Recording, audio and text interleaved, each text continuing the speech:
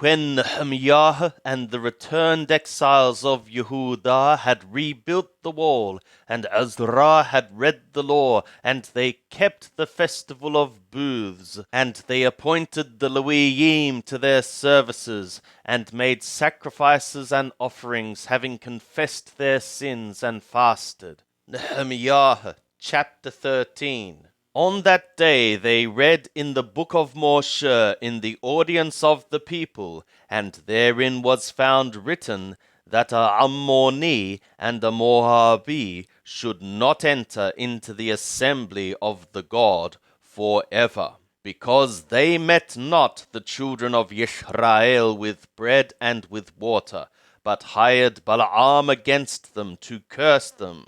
Howbeit, our God turned the curse into a blessing. And it was, when they had heard the law, that they separated from Yisrael all the mixed multitude.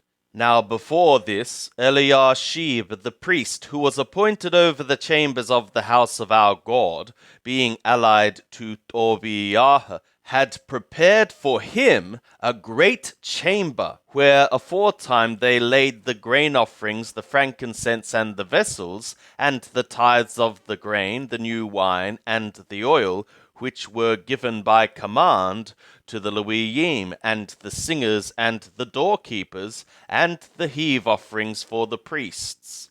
But in all this time I was not at Jerusalem, for in the 32nd year of Artachshashta, king of Babel, I went to the king, and after certain days asked I leave of the king. And I came to Jerusalem, and understood the evil that Eliashib had done for Tobiah, in preparing him a chamber in the courts of the house of the God. And it grieved me sore. Therefore I cast forth all the household stuff of Tobiah out of the chamber. Then I commanded, and they cleansed the chambers, and thither brought I again the vessels of the house of the God, with the grain offerings and the frankincense. And I perceived that the portions of the Leviim had not been given them, so that the Leviim and the singers that did the work were fled every one to his field. Then contended I with the rulers, and said, Why is the house of the God forsaken? And I gathered them together, and set them in their place. Then brought all Yehudah the tithe of the grain, and the new wine, and the oil to the treasuries. And I made treasurers over the treasuries, Shelemiah the priest, and Zadok the scribe, and of the Leviim, Pedaiah, and next to them was Hanan, the son of Zakkur, the son of Mattaniah, for they were counted faithful, and their business was to distribute to their brothers. Remember me, O my God, concerning this, and wipe not out my good deeds that I have done for the house of my God, and for the observances thereof.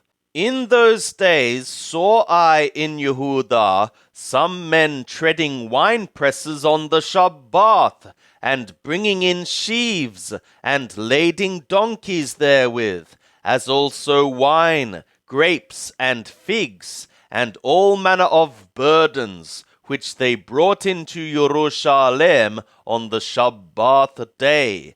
And I testified against them in the day wherein they sold victuals. Also the Thurim sat in it, ones bringing in fish and all manner of wares, and selling in the Shabbath to the children of Yehudah and in Jerusalem. Then I contended with the nobles of Yehudah, and said to them, What evil thing is this that ye do, and profane the Shabbath day? Did not your fathers thus? And did not our God bring all this evil upon us, and upon this city? Yet ye bring more wrath upon Yisrael, by profaning the Shabbath. And it was that when the gates of Jerusalem shadowed before the Shabbath, I commanded that the doors should be shut, and commanded that they should not be opened till after the Shabbath. And some of my servants set I over the gates, that there should no burden be brought in on the Shabbath day. So the merchants and sellers of all kinds of wares lodged without Jerusalem once or twice. Then I testified against them and said to them, Why lodge ye about the wall? If ye do so again, I will lay hands on you. From that time forth came they no more on the Shabbat. And I commanded the Leviim that they should purify themselves, and that they should come and keep the gates, to sanctify the Shabbath day. Remember to me, O my God, this also, and spare me according to the greatness of thy loyal ardor.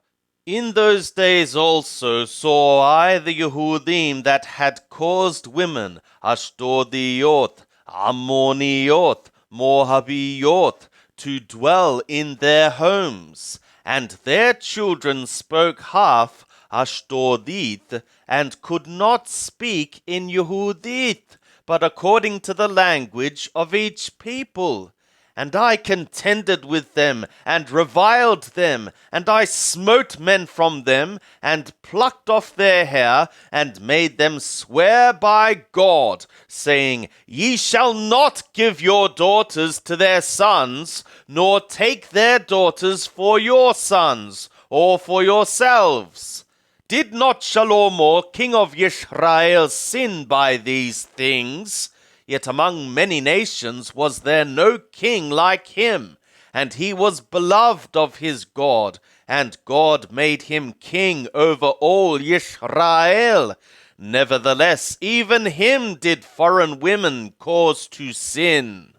Shall we then hearken to you to do all this great evil, to be treacherous against our God, to cause foreign women to dwell thus? And one of the sons of Yoyada, the son of Eliashib, the high priest, was son-in-law to Sanballat the Horoni. Therefore I chased him from me. Remember them, O my God, because they have defiled the priesthood, and the covenant of the priesthood, and of the Leviim. Thus cleansed I them from all foreigners, and appointed charges for the priests and for the Leviim, every one in his work, and for the wood offering at times appointed, and for the first fruits. Remember me, O my God, for good.